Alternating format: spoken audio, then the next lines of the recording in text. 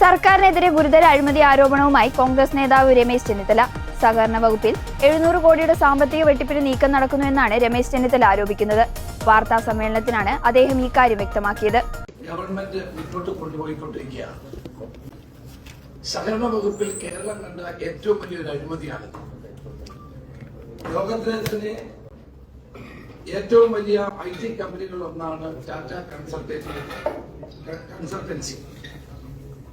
ആ ടാറ്റ കൺസൾട്ടൻസിക്ക് കരാറ് നൽകാനുള്ള തീരുമാനമെടുത്ത ശേഷം അവരെ ഒഴിവാക്കിക്കൊണ്ട് പാർട്ടി താല്പര്യമുള്ള ഒരു സംഘത്തിന് ഇതിന്റെ കരാർ നൽകാനുള്ള നടപടി സ്വീകരിക്കുന്നു എന്നുള്ളതാണ് ഇവിടുത്തെ പ്രശ്നം. കേരളത്തിലെ പ്രാഥമിക സഹകരണ സംഘങ്ങൾക്കായിട്ടുള്ള പൊതു സോഫ്റ്റ്വെയർ തയ്യാറാക്കാനുള്ള പദ്ധതി, അതിന്റെ 4 ഇരട്ടി മേൽ തുകയ്ക്ക് ഈ രംഗത്ത് യാതൊരു മുൻപരിചയവുമില്ലാത്ത ദിനേശ് PD സഹകരണ സംഘത്തിന് ഗവൺമെന്റ് കൈമാറാനാണ് ഉദ്ദേശിക്കുന്നത്. 4415 പ്രാഥമിക സഹകരണ സംഘങ്ങൾക്ക് പൊതു സോഫ്റ്റ്വെയർ സ്ഥാപിക്കുന്നതിന് TCSന് 2206 കോടി രൂപയ്ക്ക് സർക്കാർ തീരുമാനമെടുത്ത് കരാർ ഉറപ്പിച്ചതാണ്. ദുരൂഹമായ സാഹചര്യത്തിൽ TCCക്ക് നൽകിയ 206 കോടി രൂപയുടെ ഈ നടപടി റദ്ദാക്കി പുതുക്കിയ നിബന്ധനകളോട് വീണ്ടും ടെൻഡർ വിളിച്ചത് ഈ ദിനേശ് PD സഹകരണ സംഘത്തിന് കൈമാറാനായിരുന്നു. CPM നിയന്ത്രണത്തിലുള്ള കണ്ണൂരിൽ നിന്നുള്ള 2 സഹകരണ സംഘങ്ങൾക്ക് മാത്രം ഈ ടെൻഡറിൽ പങ്കെടുക്കാൻ കഴിയുന്ന തരത്തിലാണ് ടെൻഡർ ഡോക്യുമെന്റിൽ മാറ്റം വരുത്തിയത്. Kerala Dinesh PD workers central cooperative സൊസൈറ്റിയും മലബാർ ഇൻഫർമേഷൻ ടെക്നോളജി കോപ്പറേറ്റീവ് സൊസൈറ്റിയുമാണ് കണ്ണൂർ കേന്ദ്രമായി പ്രവർത്തിക്കുന്ന ഈ 2 സൊസൈറ്റികൾ. ഇതിൽ ദിനേശ് PD സഹകരണ സംഘം നൽകിയ 280 പ്രാഥമിക സഹകരണ സംഘങ്ങൾക്കുള്ള സോഫ്റ്റ്വെയർ നൽകാനുള്ള 58 കോടി രൂപയുടെ ബിഡാണ് ഇപ്പോൾ സർക്കാർ അവാർഡ് ചെയ്യാൻ തയ്യാറെടുക്കുന്നത്. ഇതനുസരിച്ച് 4415 പ്രാഥമിക സഹകരണ സംഘങ്ങളിൽ സോഫ്റ്റ്വെയർ സ്ഥാപിക്കുമ്പോൾ 914 കോടി രൂപയോളം ചെലവ് വരും. 206 കോടി രൂപയ്ക്ക് സോഫ്റ്റ്വെയർ ഭീമനായ TCS 4415 സഹകരണ സംഘങ്ങൾ സ്ഥാപിക്കാമേറ്റ പദ്ധതിയാണ്. അതിന്റെ 4 ഇരട്ടി തുകയ്ക്ക് ഈ രംഗത്ത് യാതൊരു മുൻപരിചയവുമില്ലാത്ത ദിനേശ് PD സഹകരണ സംഘത്തിന് കൈമാറുന്നത്.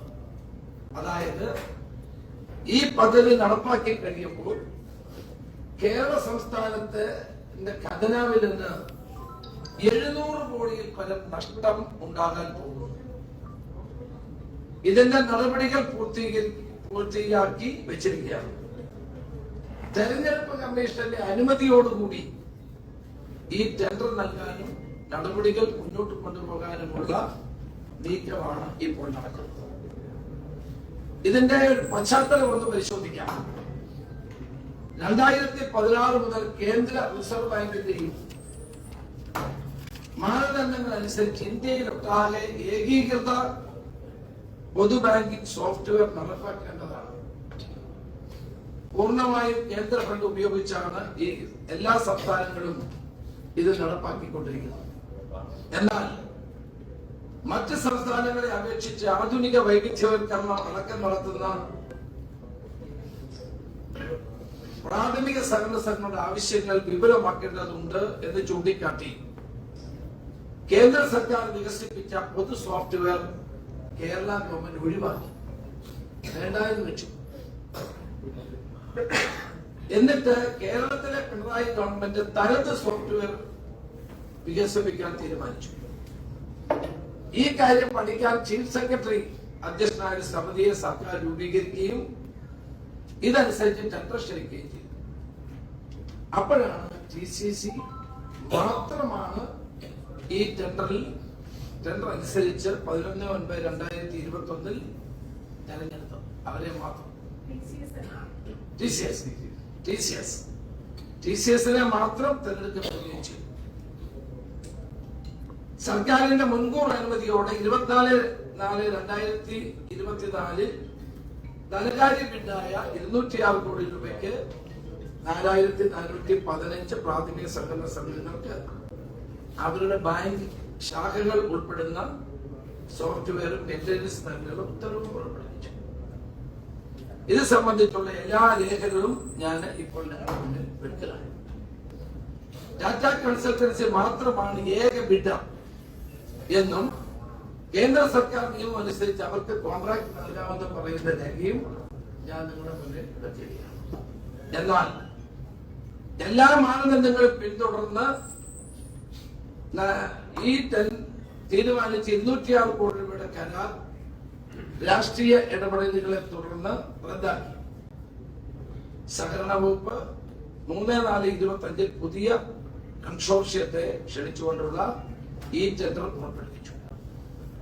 ജനുവരി 26 പൊതു തെരഞ്ഞെടുപ്പിനിടയിലുള്ള 2 മാസം കൊണ്ടാണ് ഈ തെരഞ്ഞെടുപ്പ് ഇതെല്ലാം പെട്ടെന്ന് പൂർത്തിയാക്കിയത്. എന്നാൽ TCS പോലെയുള്ള കമ്പനികൾക്ക് പങ്കെടുക്കാൻ കഴിയാത്ത നിലയിലാണ്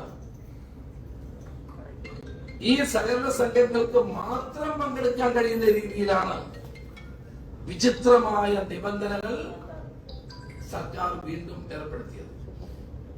6 ലക്ഷത്തോളം ജീവനക്കാരുടെ TCS-നെ ഈ പുതിയ ടെൻഡറിൽ പങ്കെടുപ്പിക്കാതിരിക്കാനുള്ള നിബന്ധനകളാണ് ഇതിൽ ഉൾപ്പെടുത്തിയത്.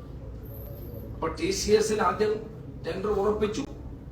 അത് കഴിഞ്ഞിട്ട് അവർക്ക് കിട്ടാതിരിക്കാനുള്ള ആ ടെൻഡർ ക്യാൻസൽ ചെയ്യുന്നു. വീണ്ടും ഈ ടെൻഡർ വിളിക്കുന്നു. ഈ ടെൻഡർ വിളിക്കുമ്പോൾ TCS-ന് പങ്കെടുക്കാൻ നിവൃത്തിയില്ലാത്ത നിലയിലുള്ള നിബന്ധനകൾ എഴുതി ചേർത്തുകൊണ്ട് ഈ ടെൻഡർ നടപടികളുമായിട്ട് മുന്നോട്ട് പോയത്. കേരളത്തിൽ ചുരുങ്ങിയത് 200 ജോലിക്കാർ ഉണ്ടാകണം എന്നിവ കേരളത്തിൽ അതിന്റെ മനസ്സിലാക്കണം.